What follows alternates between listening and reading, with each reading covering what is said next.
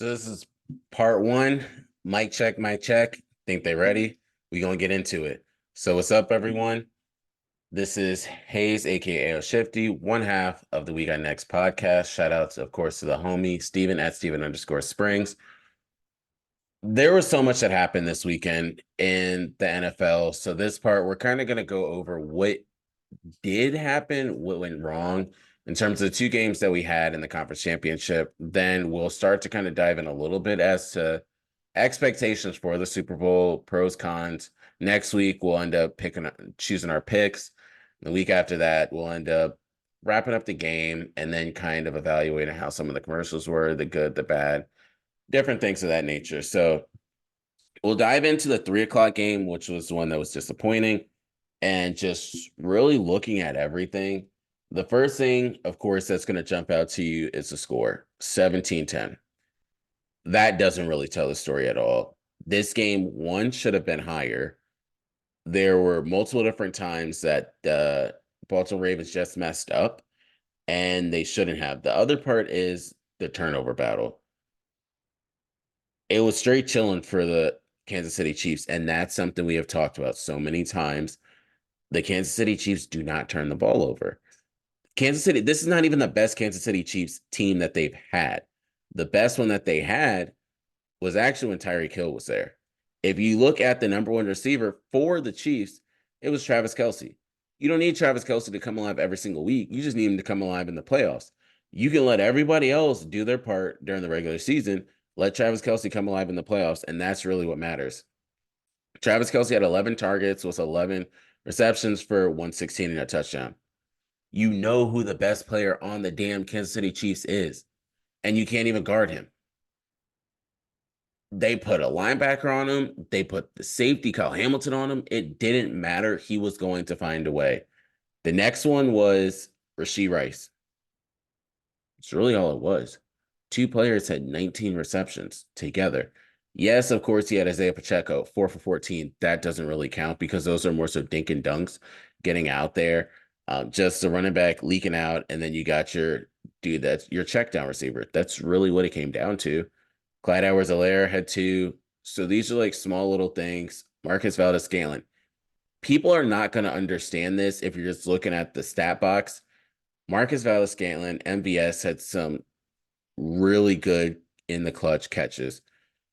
One iced the game as well. He was 2 for 38. And Patrick Mahomes didn't have a lot. He threw the ball 39 times, completed 30. He was 30 for 39.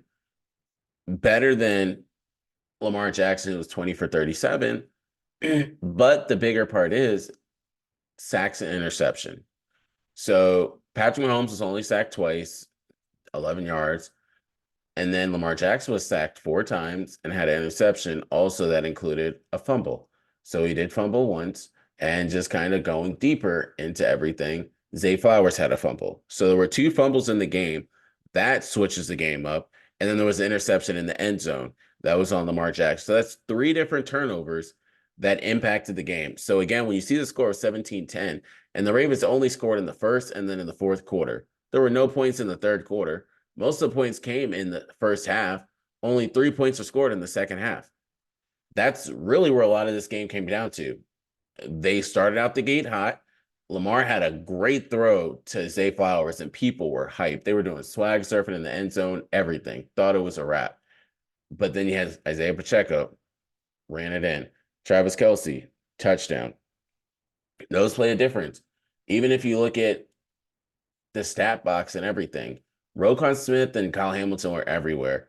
Roquan Smith even had 5 solo tackles from the linebacker position. If you go a step further, with all of this, tackles for loss, there were 4 for the Ravens. There were 3 for the Kansas City Chiefs. Pass deflections, there were 5.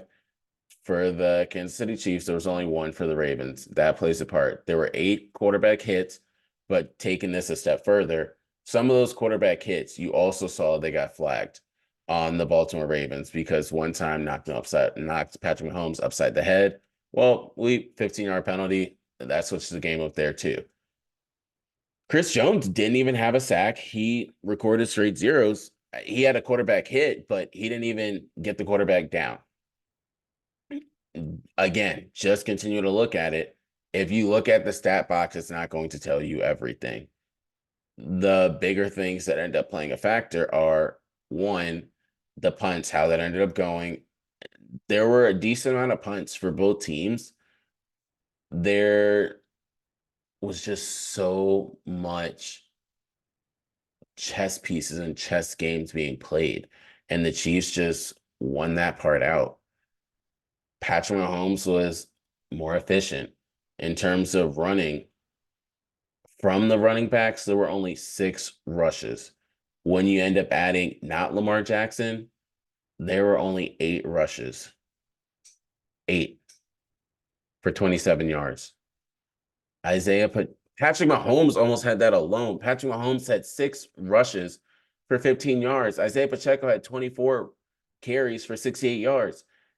And then you look at what happened with the running backs. You switched up your game plan. I don't know why. All the other games, you always went with the running. You just ran it. And this game, you elected to end up 3 from Gus Edwards, 2 from Zay Flowers, which the Zay Flowers don't even count. That was 2 for 4 yards. Justice Hill, 3 for 3 yards. So it's really Gus Edwards, 3 for 20. 3 rushes, and then you left it up to Lamar Jackson. You know that's what they wanted him to do. Force Lamar to be a passer. If you would have allowed him to still play his game, it would have been easier. There were times where Lamar didn't even need to throw it. He could have ran, but he wanted to be a pocket passer. And that put them in situations. Again, the other one is that fumble. The fumble that Lamar and Zay Flowers both should not have had. Yes, Zay Flowers was trying to go for the end zone. He would have had a second touchdown. That plays an important factor, but also Lamar in that pocket. If you would have taken the time to realize what the clock is like in your head, you held that ball for far too long. And that kind of messed it up. And that's where the fumble ended up happening. Looking at the other side, they played a solid game. Passer ratings, you have 100.5 for Patrick Mahomes. And then for Lamar Jackson, he had 75.5. That's really where the game is right there. I don't really know what else you want me to end up telling you. When we get into the next game, I'll bring that up too, but the 49ers are going to have to stop Travis Kelce. That's important. Travis Kelce and Rashee Rice are the 2 important factors. You are going to have to stick to what you know. Make sure Christian McCaffrey gets the ball. Make this a CMC game. CMC should then be the MVP of this Super Bowl if the 49ers play the game correctly and win. If you try to play hero ball and say you want to go for the story and then make Brock Purdy the MVP, that's on y'all, but that's not the way this game needs to go. Put it in your best player's hands, and that is Christian McCaffrey. He's the reason why you guys traded for him way back when. He's the reason why you gave him this contract extension. We're going to go into that game next, but that's what you need to do. That's what the Baltimore Ravens did not do. They did not rush that ball, and that would have impacted the game so much. Running the ball would have then opened up the game. When you look at also the receivers, it was really just Zay Flowers. Zay Flowers, 5 for 115. 50 of those yards came on that one reception. Next one you have is Nelson Aguilar. He had 1 reception for 39 yards. Nobody else really had anything. Mark Andrews had 2 for 15. Isaiah Likely, 2 for 16. When your 2 tight ends are barely getting it, there's a problem there. Gus Edwards, 1 for 16. Odell Beckham, 3 for 22. You need to do something better. Yes, the Ravens had a good year, but you got to do better than that. Kind of going back into the second game, the game that really made me mad. The first game, it was like, all right, you know what? Cool. The Ravens should have won. We get it. They didn't win. But the second game, the Lions should have won. The Lions blew it every way possible. The Ravens, yes, because they were the number 1 seed, they should have won, but you're playing Patrick Mahomes. You're not going to doubt Patrick Mahomes in a lot of years. No matter what the team is like, Patrick Mahomes, Andy Reid, and Travis Kelce, you can't doubt them. Going for another chip, you cannot doubt them. Come on now. So just kind of looking into this, a game-changing play was when it was 24-10 in the third, and it bounced off of the defender's helmet because he was falling backwards, and that's what happened, and Brandon Ayuk caught it. But just looking at the numbers, Jared Goff had a really good game. He was 25 of 41 for 273 and a touchdown. David Montgomery was 15 for 93, touchdown. Jahmyr Gibbs, 12 for 45 and a touchdown. And then looking at the receivers, it was Sam Laporta. Sam Laporta was great. 9 for 97, 13 targets. Amon-Ra St. Brown, 7 for 87, 11 targets. They came to play. Then it was just dropped off. Jamison Williams, 2 for 25. You need to find that second receiver. You have a good tight end. You have a good number one receiver. Where's your second receiver to end up open up the game so much more? Why didn't you incorporate David Montgomery and Jahmyr Gibbs even more into your game? 2 for 20 and 3 for 11 isn't going to cut it a lot of games, especially when they're used so much more in other games. And then kind of just going into the other side, which we bring up so much as to you need to put the ball in Christian McCaffrey's hands. Brock Purdy was 20 for 31, 267. Again, wasn't stellar, didn't pass all that often. 31. The other two quarterbacks, they passed for 30 plus attempts, not completions. And he did have an interception, shouldn't have had that interception. Also thought the game was going to be over when that happened. And he did have a touchdown, third touchdown to Brandon Ayuk. When you look at the numbers as well for in the receiving game, it was not stellar because Deebo Samuel was 8 for 89. And then you have Brandon Ayuk, 3 for 68. 51 of those yards came on that one long play. Christian McCaffrey, 4 for 42. He had all-purpose yards of 132 all-purpose yards.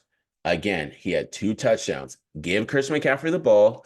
Make sure the world knows who Christian McCaffrey is. Nothing else really matters. It should be in this order. Christian McCaffrey, then Deebo Samuel, then Brandon Ayuk, and George Kittle. You have too many weapons that are out there, but you have to bring this game through Christian McCaffrey. If you have any chance of winning, it needs to go through him. Do not put so much pressure on Brock Purdy. They have the chance to do what another NFC West team did not do. When you want to go pass the ball and make Russell Wilson the superhero, don't do that. Just make Christian McCaffrey the superhero. Easy way to end up doing this. You cannot put a linebacker on Christian McCaffrey. You have to put one of your corners or safeties on him, which is also going to force your other wide receivers to end up having time over the top. If you play that way, the 49ers can win.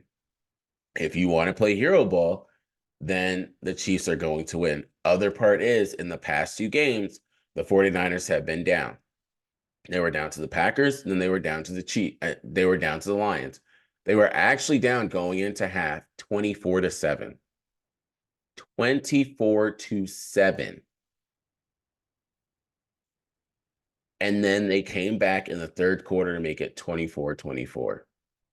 You scored 17 unanswered points. 17.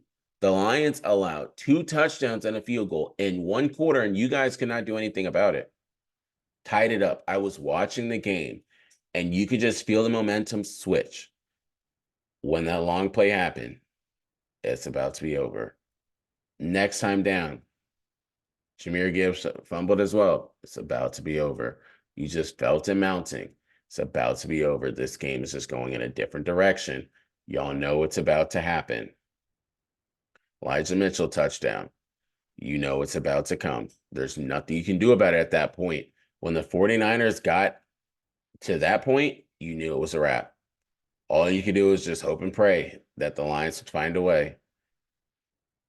Now, when you look at everything, your only chance of beating the Chiefs, if you're going to go this way, was the 49ers. The Lions aren't doing it. The Lions are good, but they're not at that point yet. They outplayed expectations by miles. A lot of people probably did not think that the Lions were even going to make it this far. They beat the Buccaneers. Okay. Impressive. Nobody expected that. So congratulations to them on doing that because they were the 3 seed. Solid the way they did that. It was good. So I commend the Lions for the season that they had. A lot of people are going to have similar expectations next year, but that NFC North is going to be good. So they played the Rams the first game. It was close. They played all 3 of the games are close. 24-23 against the Rams, 31-23 against the Bucks, and then 34-31 against the 49ers. Mad props to them. They did good. It would have been a rematch of opening night if they would have ended up winning to end up playing the Chiefs, and I promise you that game was not going to be 21-20. The Chiefs definitely would have won by a lot more. But it's really all we have for this week. Next week, I'll end up diving into kind of position by position, how I end up seeing it playing out, what I feel is going to happen, and I'll give you my prediction as to how the Super Bowl is going to go. After next week, of course, I mentioned the week after the Super Bowl, we will end up just talking about the commercials, the game, and start looking into the offseason. Then we'll start to dive into each of the different teams, kind of just seeing how that's going to end up going. If we do a team a week, that's 32 teams. So yeah, we'd be fine doing it that way. But till next time, hopefully you guys enjoyed this one. Again, thank you for always listening, tuning in to us. This is Hayes. AO Shifty, good luck if you guys are putting your bets in early now. We'll have some sports bets for you guys next week. If anybody listened last week, you know that I chose the 49ers and the Chiefs. I wanted the Ravens in my mind. I really did, but we got to wait till next year on them.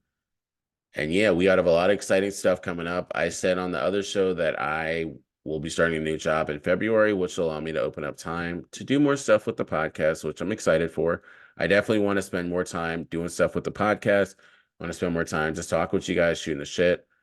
And yeah, I'm excited for it. I'm excited to dive into this, give you more fantasy football stuff. Hopefully add some of you all to the groups that we got going on.